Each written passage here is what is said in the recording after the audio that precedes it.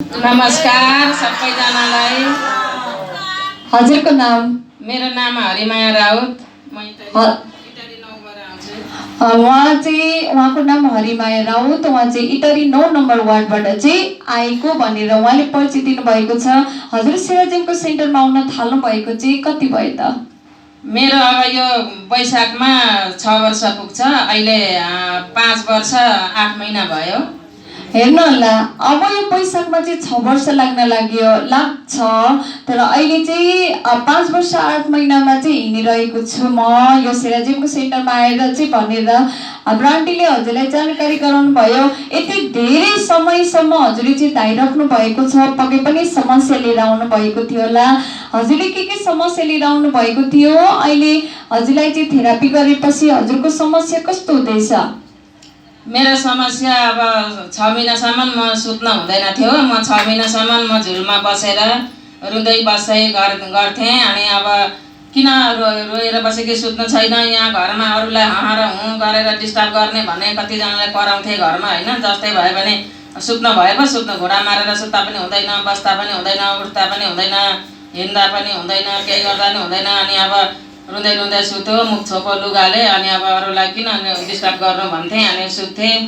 अनि त्यहाँबाट अनि त्यसरी सुत्ता सुत्ता गरेँ। अनि उठ्थेँ, दुख्थ्यो। अनि त्यहाँबाट अनि पोल्ने घोत्ने।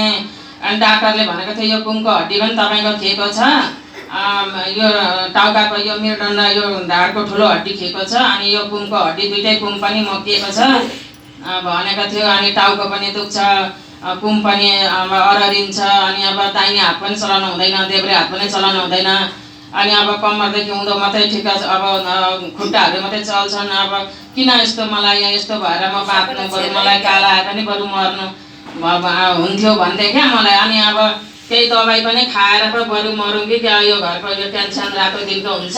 अब काम गर्न सक्दिनँ, काम भाग लगाएको हुन्छ काम। अब भात पिउनु उठेर पकाउनै पर्ने होइन। अब खान पनि सक्दिनँ, गर्न पनि सक्दिनँ। अनि अब के गर्नु? अनि अब सक्दिनँ, यसरी दुख्छ मलाई भन्दाखेरि अब के गर्नु? धामी लाउनु कि डाक्टर लाउनु कि के लाउनु? अब पैसा पनि छैन, अब कसरी गर्नु?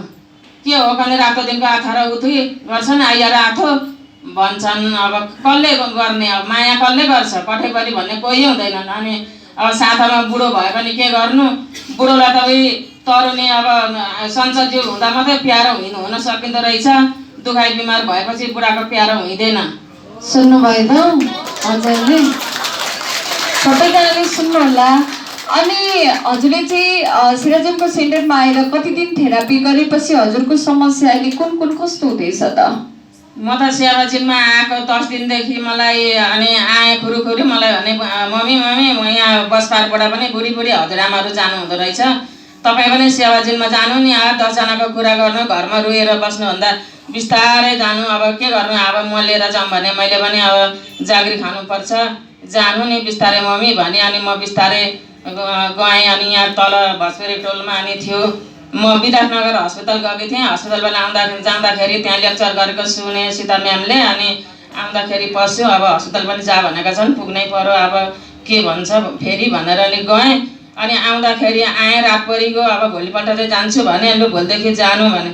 अनि त्यहाँ आउँदाखेरि सीता म्यामले भन्नुभयो लुगा चाहिन्छ, अर्काको लुगाको रोग सर्छ, अर्काको यसमा बेडमा सुत्नु हुँदैन, आफ्नो लुगा किन्नु आमा सक्नुहुन्छ लुगा किन्न भनेर सक्छु भने मैले। अनि लुगा अनि मिसिन कभर अनि ओछ्याउने ओढ्ने ढाका किन्यौँ। अनि त्यहाँबाट अनि भोलिपल्टदेखि गएँ, यसो हेरेँ। अनि सबैजना गरेका रोगै लागेर त आउनुभएको होला नि, म जस्तै पीडित भएर भने।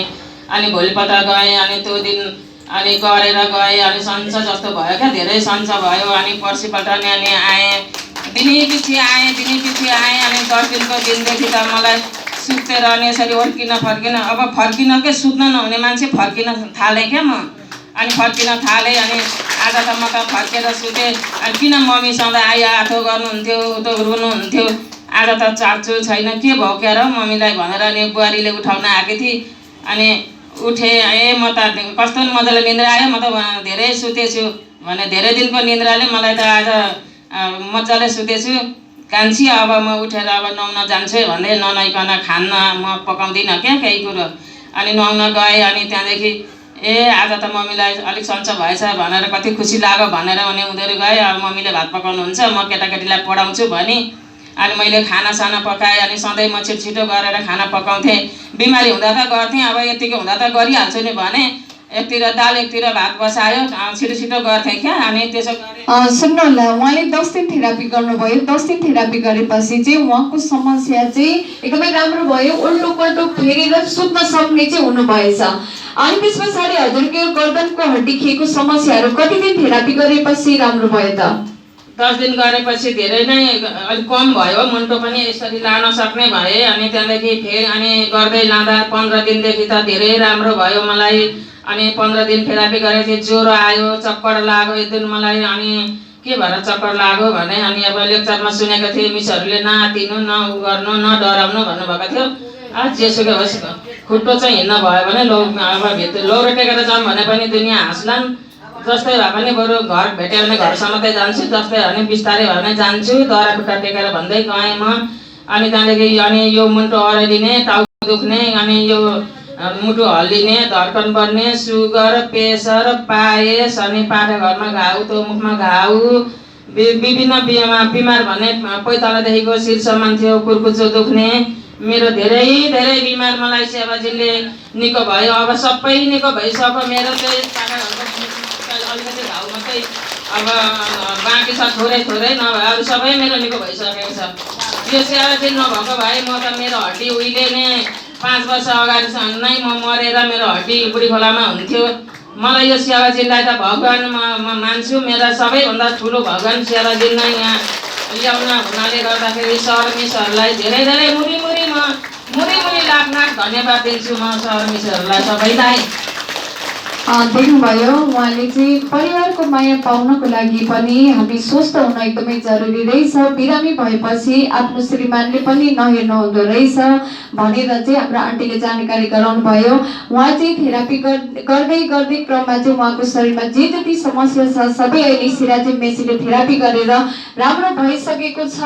मेरो लागि चाहिँ नयाँ जीवन दिएको छ यो सिराजी मेसीले भनेर चाहिँ उहाँले हजुरलाई आफ्नो सम्पूर्ण समस्या के कस्तो हुँदैछ भनेर जानकारी गराइदिनु भएको छ।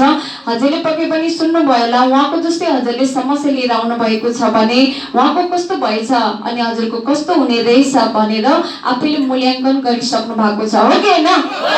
सेराजन कम्पनीको विश्वास लाग्छ कि लाग्दैन?